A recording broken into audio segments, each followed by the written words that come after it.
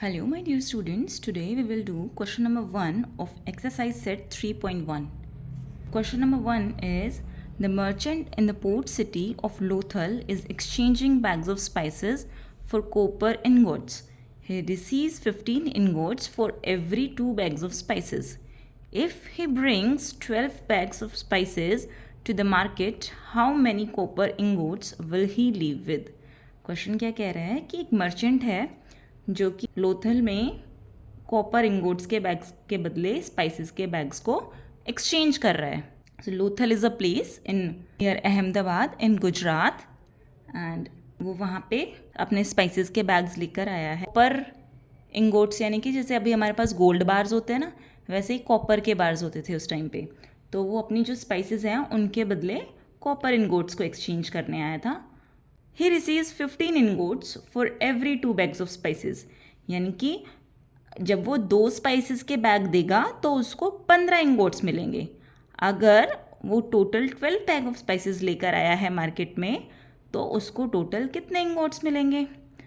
इस क्वेश्चन को करने के लिए हमारे पास 2 मेथड होते हैं. First is ratio method and second one is unitary method. चलो पहले रेशियो मेथड सीखते हैं. रेशियो मेथड से इस क्वेश्चन को फाइंड आउट करने के लिए सबसे पहले हम बैग्स ऑफ स्पाइसेस और कॉपर इंगोट्स के का रेशियो निकालेंगे. तो 2 बैग ऑफ स्पाइसेस के बदले उसको 15 कॉपर इंगोट्स मिल रहे हैं. अब टोटल उसके पास कितने हैं? 12 बैग्स हैं. तो 12 को अगर हम 2 से डिवाइड करते हैं तो हमारा आंसर आता है 6. इसका मतलब ये है कि जो मर्चेंट है वो 6 टाइम्स एक्सचेंज करेगा तब उसके सारे बैग्स जो हैं वो सोल्ड हो जाएंगे. Now multiply the number of exchanges by the amount of copper received per exchange. अगर हम number of exchange और amount को multiply कर दें तो हमारे पास आ जाएगा कि जो merchant है उसको कितने total copper ingots मिलेंगे. We will multiply the number of exchange by amount of copper received per exchange. तो we will get 90. तो therefore the merchant will leave with 90 copper ingots. Second method is we have unitary method. Unitary method में हम पहले 1 की value निकालते हैं और फिर जितना हमें टोटल चाहिए होता है उससे मल्टीप्लाई कर देते हैं. यूनिटरी मेथड में हम क्या करेंगे, 2 बैग्स की वैल्यू 15 इंगॉट्स के इक्वल है.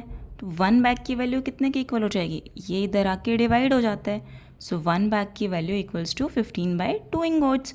सो 12 बैग्स की वैल्यू किसके इक्वल हो जाएगी? 15/2 को हम अगर 12 से मल्टीप्लाई कर दें तो हमारा आंसर आ जाएगा 90. कैसे यार? 2 से ये 6 पे कैंसिल हो जाएगा और 15 6 90.